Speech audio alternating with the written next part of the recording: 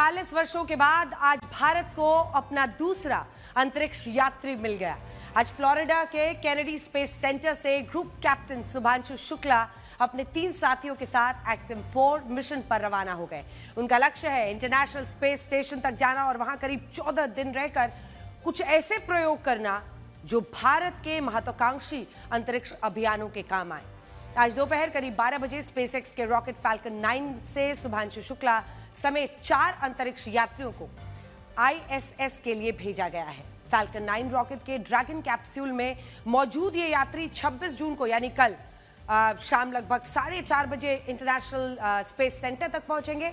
अंतरिक्ष में पहुंचने के बाद शुभांशु शुक्ला ने भारत के लोगों को जो संदेश दिया, उसने भारतीयों का सिर ऊंचा कर दिया। अंतरिक्ष से शुभांशु का वो संदेश हम आज आपको सुनाना चाहते हैं। नमस्कार मेरे प्यारे देशवासियों, वाटर राइड 41 साल बाद हम वापस अंतरिक्ष में पहुंच गए हैं और कमाल की राइड थी। इस समय हम 7.5 किलोमीटर प्रति सेकंड की रफ्तार से पृथ्वी के चारों तरफ घूम रहे हैं और मेरे कंधे पे मेरे साथ मेरा तिरंगा है जो मुझे बता रहा है कि नहीं हूँ, मैं आप सबके साथ हूँ। ये मेरी इंटरनेशनल स्पेस स्टेशन तक की जर्नी की शुरुआत नहीं है, ये भारत के ह्यूमन स्पेस प्रोग्राम की शुरुआत है और मैं चाहता हूं कि आप सभी देशवासी इस यात्रा का हिस्सा बने। आपका भी सीना गर्व से चौड़ा होना चाहिए, आप भी उतना ही एक्साइटमेंट दिखाइए। आइए हम सब मिलकर भारत के इस ह्यूमन स्पेस प्रोग्राम की जर्नी की शुरुआत करें। धन्यवाद। जय हिंद, जय भारत। शुभांशु के शब्द अंतरिक्ष में भारत के मानव मिशन के लिए एक नई उपलब्धि है। इसके अनुभवों से भारत अपने मानव मिशन के अगले स्टेज की तैयारियां करेगा, जिसके तहत हम भी स्वदेशी स्पेसक्राफ्ट के जरिए जो है अंतरिक्ष में अपने अंतरिक्ष यात्रियों को आने वाले वक्त में भेज सकेंगे। सोचिए, आज से करीब 41 साल पहले वर्ष 1984 में विंग कमांडर राकेश शर्मा ने सोवियत यूनियन के स्पेसक्राफ्ट से अंतरिक्ष यात्रा की थी। वो दिन भारत कभी नहीं भूल सकता। वो पहली बार था और तब किसी भारतीय ने अंतरिक्ष की जब यात्रा की थी। लेकिन शुभांशु शुक्ला का ये मिशन राकेश शर्मा के अंतरिक्ष मिशन से कई मामलों में अलग है। आज हम आपको बताएंगे कि शुभांशु का मिशन आखिर क्यों अलग है। -10, 9, 8, 7, 6, 5, 4, 3, 2, 1. Free nations, a new chapter in space takes flight. Godspeed, X4.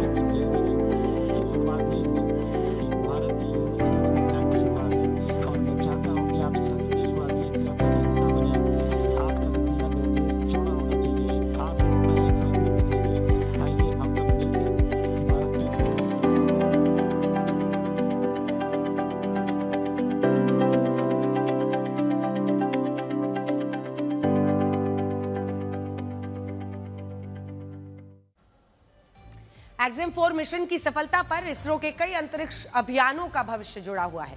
भारतीय स्पेस एजेंसी इसरो की योजना अंतरिक्ष में इंसानों को भेजने की है और इस मिशन के जरिए भारत अपने अंतरिक्ष यात्रियों को ट्रेनिंग भी दे रहा है।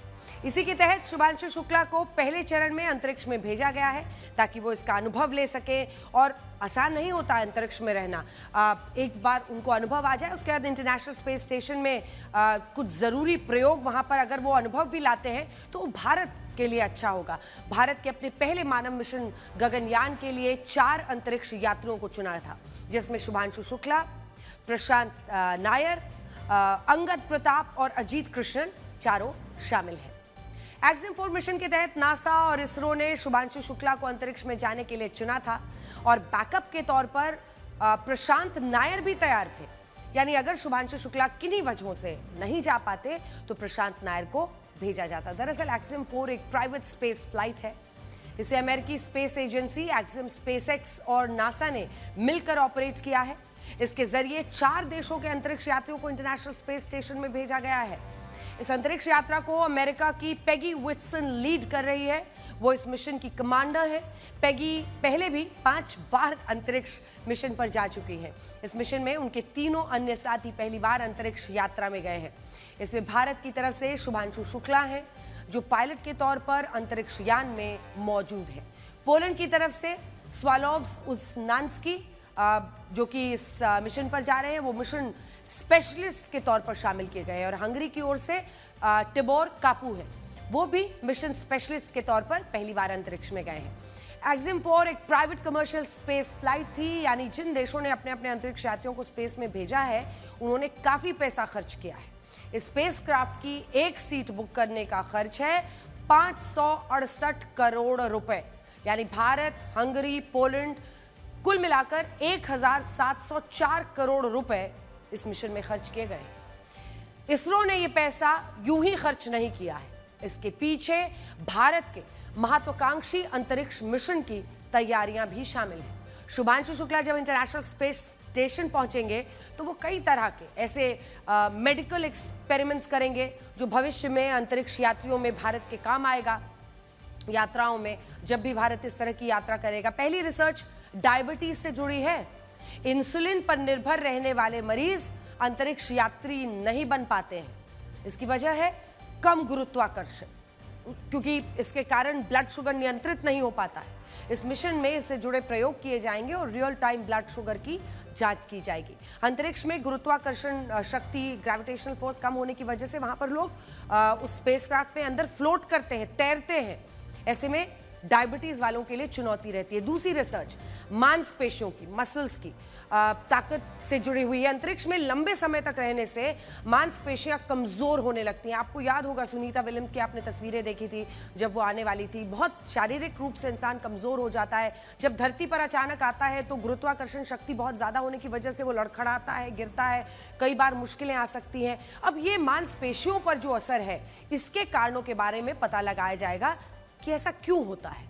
तीसरी रिसर्च जो शुभांशु शुक्ला करेंगे, स्पेस में फसल उगाने और जीवन से जुड़ी हुई है। यह पता लगाया जाएगा कि एल्गी यानी जो शैवाल है, उसको अंतरिक्ष में भोजन के स्रोत के तौर पर इस्तेमाल किया जा सकता है या फिर नहीं।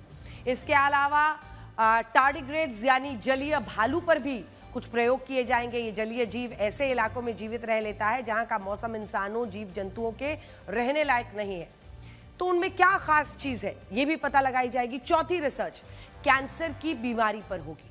वैज्ञानिक ये पता लगा रहे हैं कि माइक्रोग्रेविटी केस में कैंसर से स्टेम सेल्स कैसी प्रतिक्रिया देते हैं। आप समझ रहे हैं, इससे कैंसर का जल्दी पता लगाया जा सकेगा, इलाज बेहतर हो पाएगा। और इससे कितनी उम्मीदें विश्व भर में, क्योंकि कैंसर जिस तरह से एक एपिडेमिक के तौर पर विश्व में फैला हुआ है, ये रिसर्च पर सबकी नजर है। पांचवी रिसर्च मानसिक स्वास्थ्य को लेकर यह पता लगाया जाएगा कि माइक्रोग्रेविटी में लगातार कंप्यूटर स्क्रीन देखने का इंसानों के दिमाग पर क्या असर होता है। जहां पर गुरुत्वाकर्षण शक्ति कम होती है, वहां पर क्या असर होता है। ये सभी प्रयोग इंटरनेशनल स्पेस स्टेशन पर होंगे। और भारत के लिए खुशी की बात है कि शुभांशु शुक्ला पहले भारतीय हैं जो ISS में जाएंगे और वहां 2 हफ्ते तक वो रुकने वाले हैं, 14 दिन। इंटरनेशनल स्पेस स्टेशन को साल 1998 में लॉन्च किया गया था और फिर लगातार इसमें काम चलता रहा और ये साल 2011 में जाकर पूरा हुआ था। यह जमीन से 408 किलोमीटर ऊपर अंतरिक्ष में पृथ्वी की निचली कक्षा में मौजूद है। इसे देश कुल 15 देशों की जो अलग अलग स्पेस एजेंसियां हैं वो मिलकर चलाती हैं, जिसमें मुख्य तौर पर अमेरिकी space agency NASA, European space agency, Russia की एजेंसी रॉसकॉस्मोस, जापान की एरोस्पेस एक्सप्लोरेशन एजेंसी और कैनेडियन स्पेस एजेंसी, ये सभी शामिल हैं। ये ISS 24 घंटे में पृथ्वी के 16 चक्कर लगाता है और इसका साइज आप 6 बेडरूम वाले किसी घर की तरह समझ सकते हैं। अभी तक आईएसएस पर 261 अंतरिक्ष यात्री जा चुके हैं, जिसमें सबसे ज्यादा अंतरिक्ष यात्री अमेरिका के रहे हैं। आईएसएस पर अमेरिका के 169, रशिया के 63, जापान के 11, कनाडा के 9, इटली के 6, ब्राजील, साउथ अफ्रीका, मलेशिया, इन सबके एक एक अंतरिक्ष यात्री शामिल हैं। अब भारत भी इस लिस्ट में जुड़ जाएगा। अब इसमें 3 नाम और जुड़ जाएंगे, जिसमें एक हमारे शुभांशु शुक्ला भारत का नाम हो जाएगा। शुभांशु शुक्ला की वापसी 9 से 14 जुलाई के बीच होनी है। Namaste. I am Group Captain Shubhanshu Shukla. A fighter pilot for 15 years, he was selected as one of 4 Indian astronauts in 2020. Captain Shukla, are you ready for the ride? Will you do some yoga in space like your idol Rakesh Sharma did in 1984? The first Indian astronaut, Wing Commander Rakesh Sharma, traveled to space in 1984. I grew up reading about him in textbooks and listening to his stories from space. I was deeply, deeply impressed by him. This journey that I'm on, it has been a long one for me. And it started out somewhere. I didn't know that this is the path it is going to finally take. I would say that I have been extremely fortunate and extremely lucky to have gotten the opportunities to first fly all my life, which was a dream job for me.